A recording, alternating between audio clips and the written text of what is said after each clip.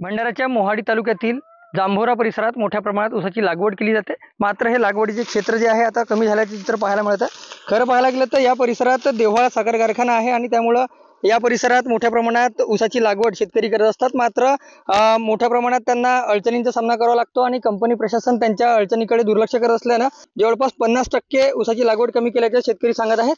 आपल्यासोबत बोलण्याकरिता यावर काही शेतकरी आहेत, आपण त्यांच्याकडून थेट जाणून घेऊया। काय सांगाल, आपण शेतकरी आहात आणि ऊसाची लागवड आपण कशा पद्धतीने करता?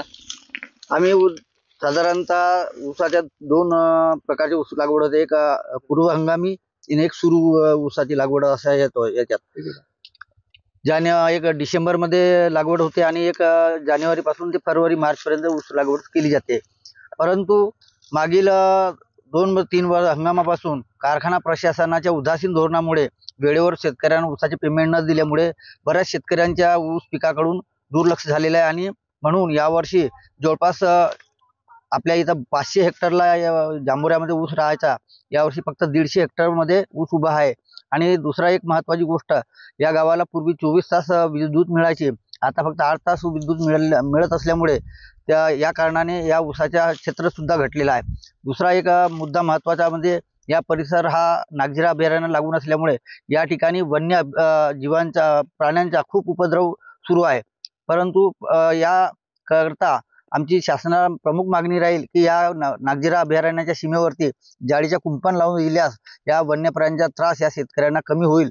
त्याशिवाय या ऊस पिकाची वाढ होणार नाही। महत्त्वाचा दुसरा एक विषय, आज खताचे रेट, बाकीच्या औषधांचा खर्च, मजुरांचा दर हे वाढलेला असताना आज 25 रुपये जो काही टन जाहीर केला आहे हा खूप अल्प आहे। आमची मागणी राहील जवळपास या ठिकाणी 3,500 रुपये प्रति टन या शेतकऱ्यांच्या ऊसाला रेट जर मिळत असेल तर शेतकरी नवीन ऊस लागवडीकडे वळतील, अन्यथा नगदी पीक मका या पिका म्हणा किंवा अन्य पिकं घेण्यास शेतकरी समर्थ राहील। नक्कीच खरं पाहायला गेलं तर मोठ्या प्रमाणात अडचणी शेतकऱ्यांच्या आहेत। आपण पुन्हा शेतकरी आहेत त्यांच्याकडून जाणून घेऊया।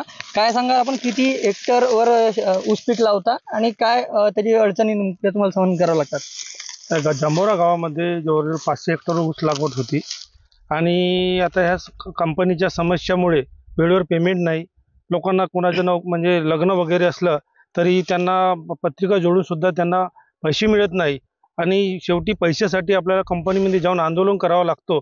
आपलाच पैसा असून आपण भिकाऱ्यासारखा जर कंपनी माग जात असू तर ही शेतकऱ्यांनी काय करावं, ही मोठी दुर्दशा शेतकऱ्यांची निर्माण झालेली आहे।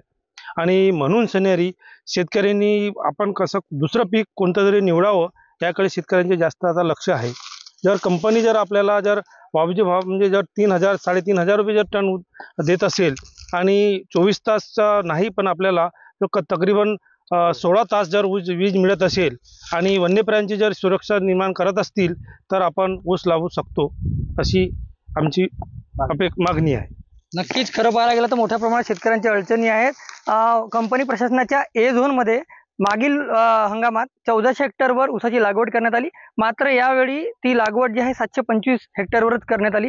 जवळपास 50% जो ऊस लागवडीचे क्षेत्र आहे तो कमी झाला आहे।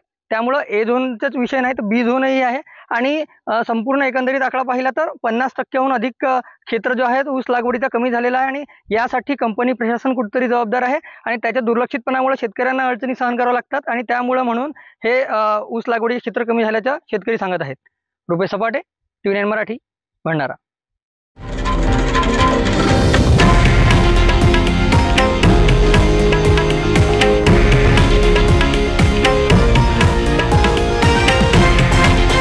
हे आहे देशातील नंबर 1 न्यूज नेटवर्क आणि आपण पाहत आहात TV9 मराठी, एकमेव।